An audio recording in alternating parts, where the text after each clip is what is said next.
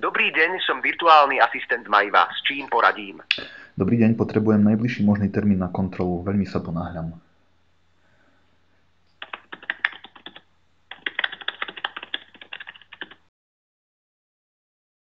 Chcete objednať termín alebo chcete prepojiť hovor na ambulanciu?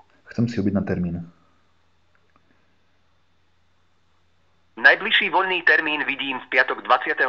novembra o 7 hodín. Vyhovuje vám? Nie, tak to môžem potom až 7. decembra, keď sa vrátim z dovolenky.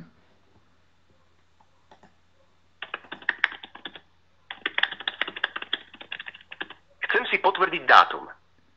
Je to teda v sobota 7. decembra. Áno, presne tak.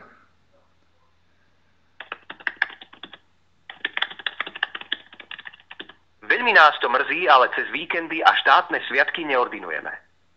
Zadajte prosím iný dátum. Lenivci, no tak teda v piatok.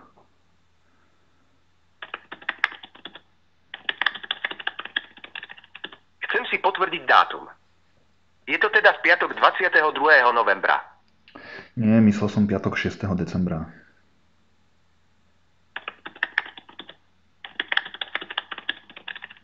Chcem si potvrdiť dátum.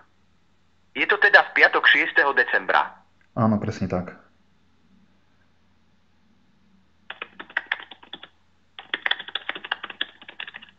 Zadajte čas. A aké máte voľné termíny?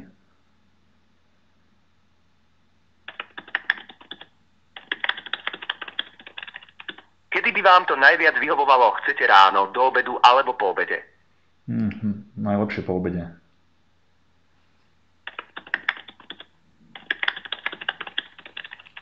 Vyhovuje vám niektorý z týchto termínov? Chcete o 11. hodine alebo o 11. hodine 30. minúte? No tak potom ten o 11:30.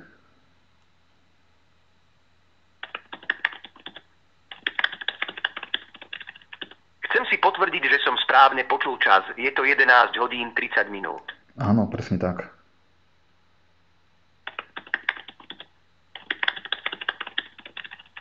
Ďakujem, termín vám zarezervujem. Popíšte ešte prosím váš aktuálny stav.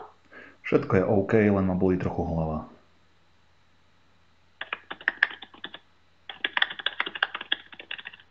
Registrujeme žiadosť o váš termín piatok 6. decembra o 11.